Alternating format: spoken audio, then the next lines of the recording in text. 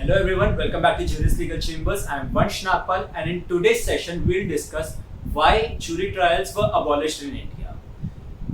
Jury trial को हमने बहुत डिटेल में अपने लास्ट सेशन में डिस्कस किया था. ज्यूरी ट्रायल क्या होता है, कैसे ऑपरेट करता है और इसका ओरिजिन कैसे हुआ था, कैसे एवोल्यूशनाइज हुआ था. इन सारी चीज़ों को हमने बहुत डिटेल में ऑलरेडी डिस्कस कर रखा है.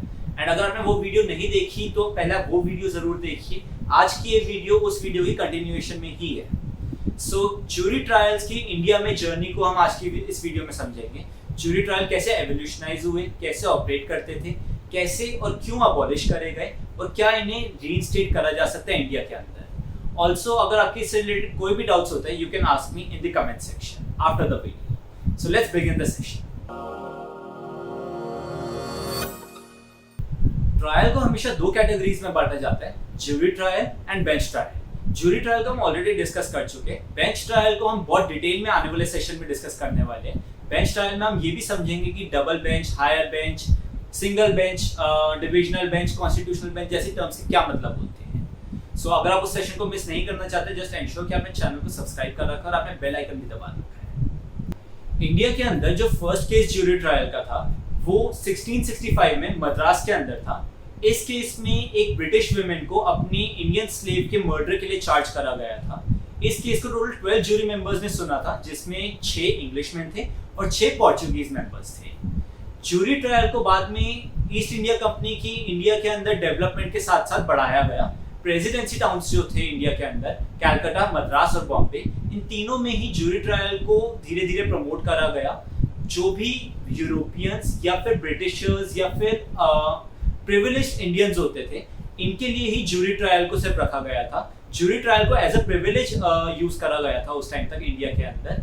और प्रेसिडेंसी टाउन्स के बाहर के जो एरिया होते थे उन्हें मफोसिल्स कहा जाता था. वहां पे कंपनी कोर्ट्स में ज्यूरी ट्रायल नहीं होता था. वहां पे सिर्फ नॉर्मल एक जज डिसाइड करते थे कि एक्यूज गिल्टी है या नहीं है. 1860 तक यही सिस्टम इंडिया के अंदर कंटिन्यू हुआ था. 1860 में ब्रिटिश राज के टाइम पे इंडियन गवर्नमेंट ने इंडियन पिनल कोड को अडॉप्ट किया और 1861 के अंदर क्रिमिनल प्रोसीजर कोड को अडॉप्ट किया. For the first time India के अंदर क्रिमिनल केसेस के लिए ज्यूरी ट्रायल को ऑफिशियली इंट्रोड्यूस किया गया था. इंडिया में सिर्फ क्रिमिनल केसेस के अंदर ही ज्यूरी ट्रायल होता था. सिविल केसेस में कभी भी ज्यूरी ट्रायल इंडिया के अंदर नहीं हुआ था. प्रेसिडेंसी टाउन्स के अंदर ये ऑब्लिगेटरी कर दिया था सीआरपीसी में कि हाई कोर्ट की अपनी एक क्रिमिनल ज्यूरी हो. प्रेसिडेंसी टाउन्स में कैलकाटा, मद्रास और बॉम्बे ही इंक्लूड होते हैं और बाकी हर जगह ये ऑप्शनल था कि ज्यूरी सिस्टम रखना है या नहीं रखना, जज की डिस्क्रिप्शन थी.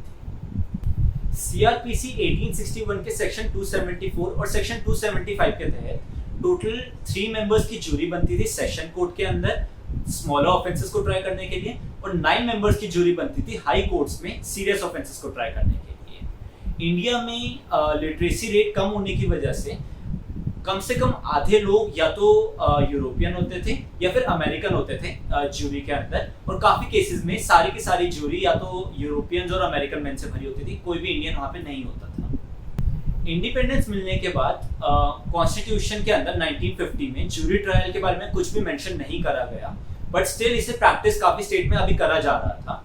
ज्यूरी ट्रायल को अबॉलिश करने के लिए लॉ कमीशन ऑफ इंडिया ने फर्स्ट टाइम बोला अपनी 14th रिपोर्ट में 1958 के अंदर. उन्होंने ये बोला कि ज्यूरी ट्रायल को इंडिया में अब डिसकंटिन्यू कर देना चाहिए.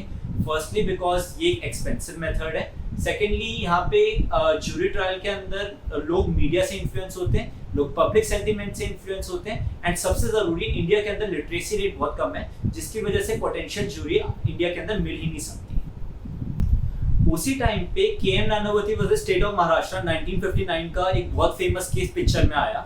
वहां पे लाखों लोग सड़कों पे उतर गए थे. अब तक का इंडियन लीगल सिस्टम का ये सबसे फेमस केस माना जाता है. इस केस को हमने बहुत डिटेल में डिस्कस कर रखा है. ये बहुत ही इंटरेस्टिंग केस है. अगर आपने वो वीडियो नहीं देखी, ऊपर आई बटन पे क्लिक करके आप उस वीडियो को भी देख सकते हैं. के.एम. नानावती केस में मीडिया और पब्लिक सेंटिमेंट से इन्फ्लुएंस होके ज्यूरी मेंबर्स ने नॉट गिल्टी का वर्डिक्ट दिया था 8:1 की रेशियो में. यहाँ पे इसके बाद से ज्यूरी ट्रायल को अबॉलिश करने के लिए अथॉरिटीज ने ज्यादा फोर्स करना शुरू कर दिया था. ज्यूरी ट्रायल का पूरी कंट्री में एक तरीके से यूज होना बहुत कम हो गया था इस केस के बाद से, बट अभी भी इसे पूरी तरीके से अबॉलिश नहीं करा गया था. पर इस सब के बाद भी कुछ स्टेट्स ऐसी थी, स्पेशली वेस्ट बंगाल, जहाँ पे ज्यूरी ट्रायल अभी भी कंटिन्यू हो रहा था. 1973 में क्रिमिनल प्रोसीजर कोड के इंट्रोडक्शन के थ्रू यहाँ पे जूरी ट्रायल को इंडिया के अंदर पूरी तरीके से डिसकंटिन्यू किया गया था। बट पूरी तरीके से जूरी ट्रायल आज भी इंडिया में से अबॉलिश नहीं हुए। आज भी Parsi marriage and divorce act 1936 के सेक्शन 19 और 20 के तहत पारसी कम्युनिटी के डाइवोर्स डिस्प्यूट्स को सॉल्व करने के लिए जूरी सिस्टम आज भी ऑपरेट करता है। जूरी ट्रायल के इन केसेस को जो पैनल ट्राई करते हैं उस पैनल के मेंबर्स को जूरर्स नहीं बोलते, इन मेंबर्स को डेलीगेट्स बोलते हैं। जूरी ट्रायल में यहाँ पे पारसी कम्युनिटी के अंदर टोटल 5 डेलीगेट्स होते हैं जिन्हें 10 साल के लिए अपॉइंट किया जाता है। 10 साल तक ये चेंज नहीं होते। इन्हें खुद Bombay high court, Calcutta high court और मद्रास हाई कोर्ट की चीफ जस्टिस अपॉइंट करते हैं।